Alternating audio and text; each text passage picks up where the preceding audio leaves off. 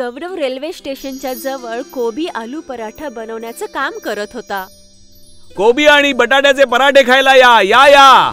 गौरवच्या घरी त्याची आई, बायको आणि त्याची मुलगी होती. गौरव सकाळपासून संध्याकाळपर्यंत काम करत असायचा, पण तरीही तो त्याची गरिबी कमी करू शकत नव्हता.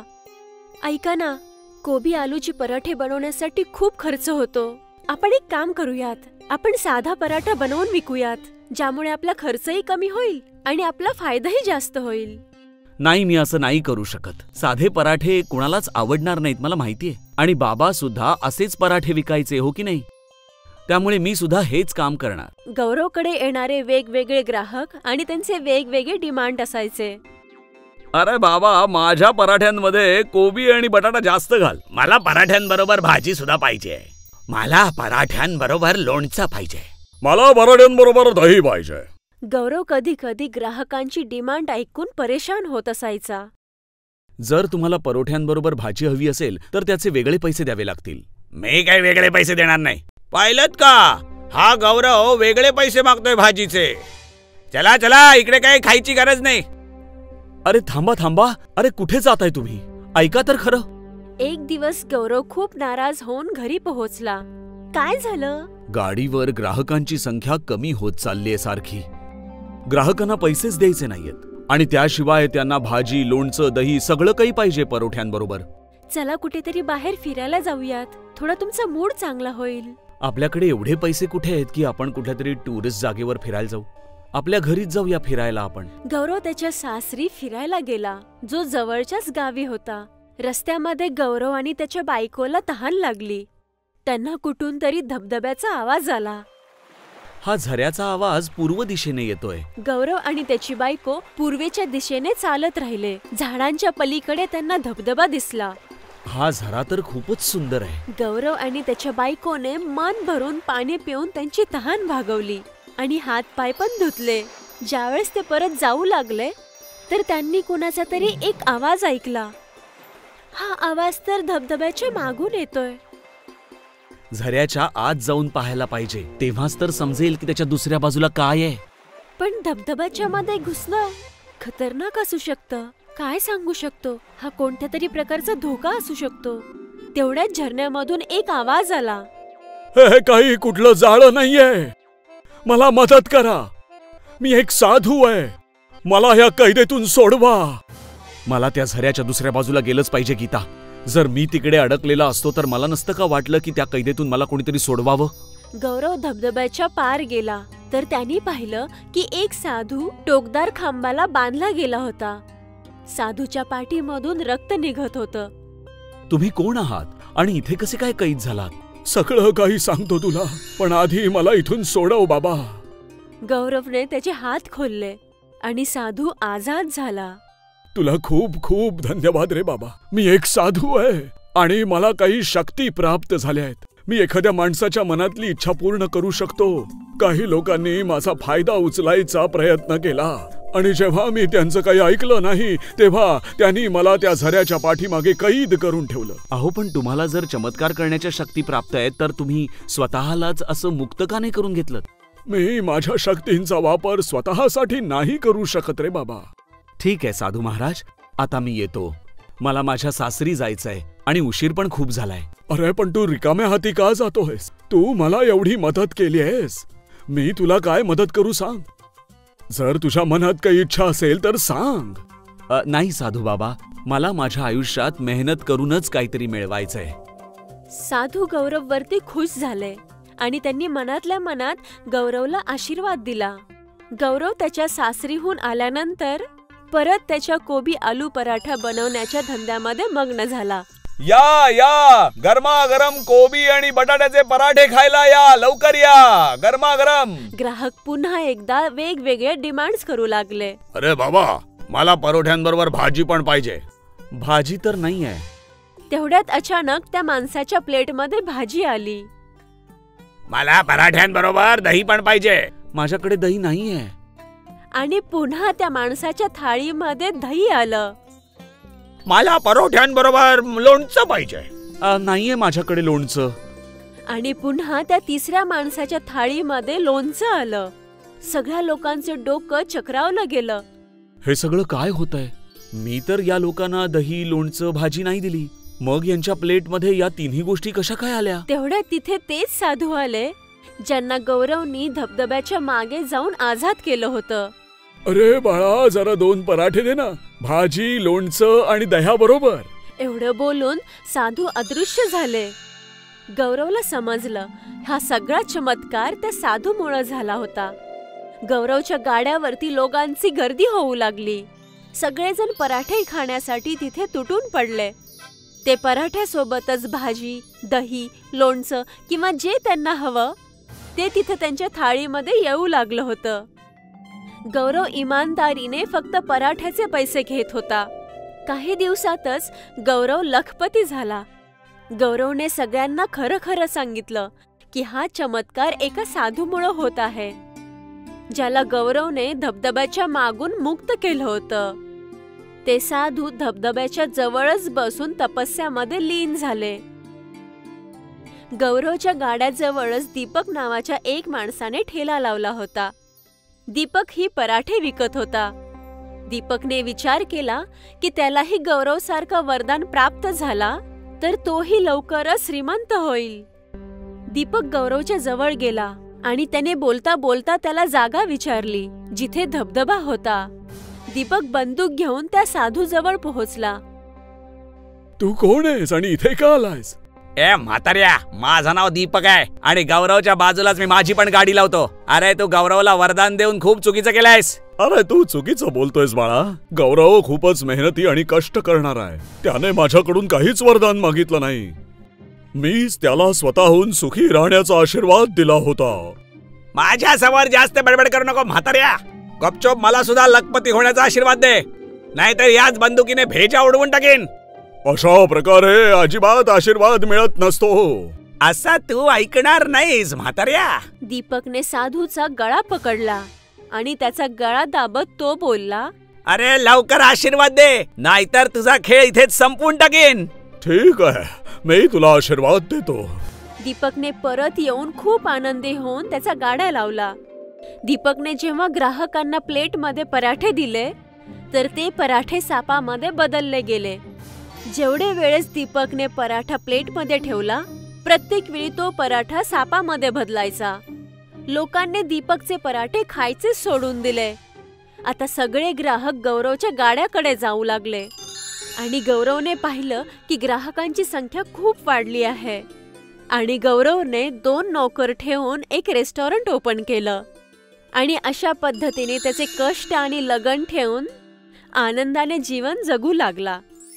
मोहनलाल गावातला एक संपन्न शेतकरी होता, पण बायको गायत्रीच्या आजारपणामुळे सगळी शेतं विकली होती. म्हणून त्याने आपल्या घराजवळ पराठ्याचं दुकान उघडलं होतं. लवकरच त्याने त्याचा व्यवहार आणि सुंदर पराठ्यांमुळे गावातली लोकांची मनं जिंकली होती. सुमित्रा आणि राजूच्या शाळेजवळ एक पिझ्झाचं दुकान सुरू झालं होतं, ज्याचा प्रचार पेपरात आणि रेडिओवर, जाहिरात, रिक्षांवर हँडबिलं, मोठी मोठी होर्डिंग्स लावून जोरदार केला गेला होता. भावा, आम्ही काल पिझ्झा खाल्ला. काय पिझ्झा होता! मी आणि माझ्या बाबांनी कार पार्क केल्यावर बराच तास वाट बघितल्यानंतर आम्हाला तो पिझ्झा मिळाला.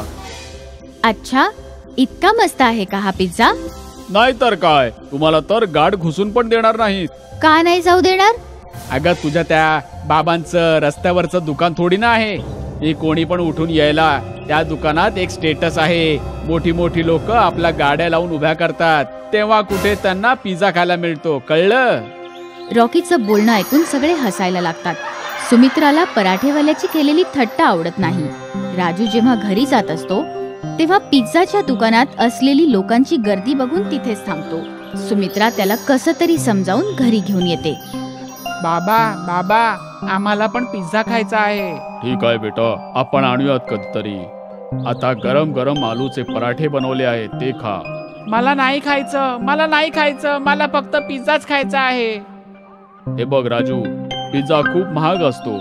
इतके पैसे आपल्याकडे नाहीत की तुला पिझ्झा घेऊ शकेन. पण प्रॉमिस करतो, एक दिवस तुला पिझ्झा नक्की खायला घालेन. नाही बाबा, मला तर उद्याच पिझ्झा हवा आहे. जर पिझ्झा नाही मिळाला तर मी काहीच खाणार नाही. राजू, हट्ट करू नकोस. बाबा सांगतायत ना एक दिवस आपल्याला पिझ्झा खायला घेऊन जातील म्हणून. नाही ताई, मला तर उद्याच पिझ्झा खायचा आहे. रॉकी दादाने शाळेत सांगितलं की पिझ्झा किती छान असतो. अरे राजू, तो डॉक्टरांचा मुलगा आहे, त्याच्याकडे खूप पैसे आहेत. चल आता जेवून घे. पराठे खाऊन मुलं झोपी गेली. पण मोहनलालला काही केल्या झोप लागत नव्हती. तो आपल्या गरिबीला दोष देत होता की तो किती हतबल आहे की आपल्या मुलांच्या छोट्याशा खाण्याचा हट्ट सुद्धा पूर्ण करू शकत नाही. त्याच्या डोळ्यात अश्रू आले. विचार करत असताना त्याला झोप कधी लागली कळलं नाही. दुसऱ्या दिवशी सकाळी मुलं शाळेत गेली. आज सुद्धा सगळीकडे पिझ्झाची चर्चा होत होती. मित्रांनो, उद्या माझा वाढदिवस आहे. उद्या संध्याकाळी माझ्याकडून सगळ्यांना पिझ्झा पार्टी आहे. उद्या संडे आहे आणि शाळेला पण सुट्टी आहे. सगळ्यांनी चांगले चांगले कपडे घालून या. दादा, आम्ही पण येऊ ना? आम्हाला नाही बोललंस तू? नाही, तुम्ही तिथे नाही जाऊ शकत. तिथे फक्त मोठी मोठी लोकच येतात, स्टेटस वाली लोक येतात. तुम्ही फक्त पराठे खा. चल राजू, यांच्या पिझ्झापेक्षा जास्त सुंदर आणि चविष्ट आपले पराठे आहेत. अरे जा जा, गाडवाला काय माहिती गुळाची चव कशी असते. शाळेच्या बाहेर जे पिझ्झा पोस्टर लागलंय ना, तिथेच बघत राहा आणि पराठे खात जा. असं समजा की पिझ्झा खाल्लाय. रॉकी असं नाही बोलत. चल सुमित्रा, याला तर असंच बोलायची सवय आहे. राजूचा फोटो बघून पराठे खाण्याच्या गोष्टीवर सगळे हसू लागले.